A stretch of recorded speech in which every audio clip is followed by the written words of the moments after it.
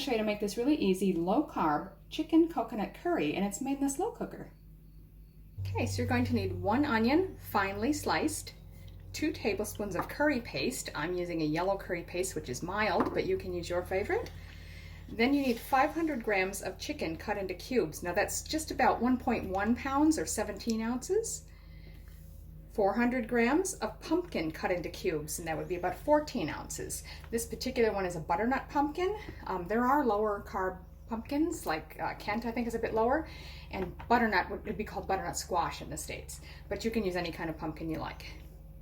Then you're going to need a 400 ml can of coconut cream. That'd be about 13.5 ounces. And do make sure it's coconut cream. They all vary in the fat content. You want to look for one that's got a high fat content and a low carb content. Then it also calls for 400 grams of fresh spinach, which would be 14 ounces.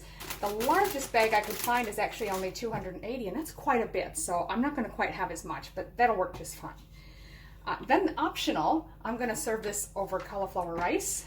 That's optional and not included in the stats for the recipe. And also optional is some cashews to sprinkle on top once we serve it. So we're just going to mix the first 5 ingredients in our slow cooker. So that's the onions, chicken, pumpkin, the curry paste, and then of course the coconut cream. I'm just going to reserve a little, maybe about 1.5 tablespoons there, to mix through my cauliflower rice at the end, so I've got coconut rice. The rest goes in. Now you just want to carefully sort of stir that all together.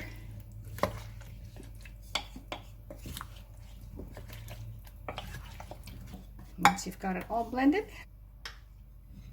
put on the cover, and you can cook that on low for 6 to 10 hours or on high for 4 to 6 hours. So I've gone through my spinach and pulled off the stems. Now I'm just going to give them a rough chop.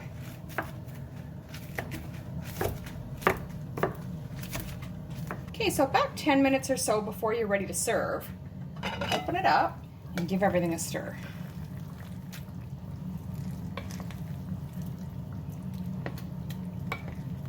Now we'll take that spinach and just add it all on top.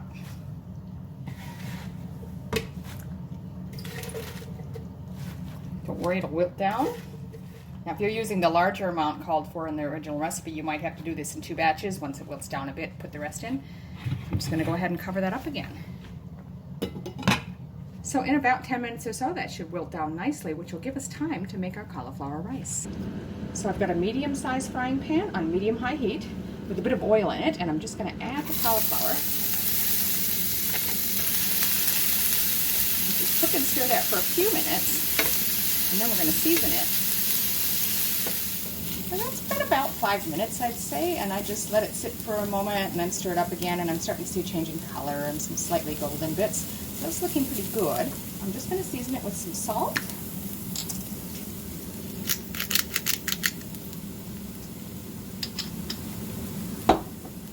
Stir that through. And then I'm going to add that bit of coconut cream that we reserved earlier. And I'm just going to sort of drizzle that over. And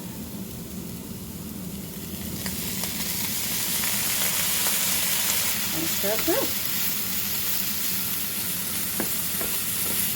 And that's really it. I'm just giving it 30 or 40 seconds here just to warm up that cream. Doesn't really need any longer. We'll go ahead and take it off the heat. I'm just going to take this lid off now. It's been about 9 or 10 minutes. I'll carefully stir that down in there.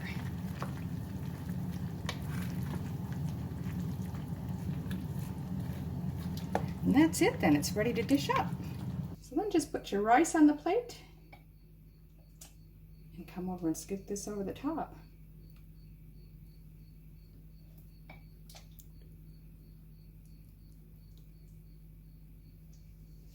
So there you have it, a delicious low-carb chicken coconut curry served over cauliflower rice, and you can even garnish it if you like with just a few cashews.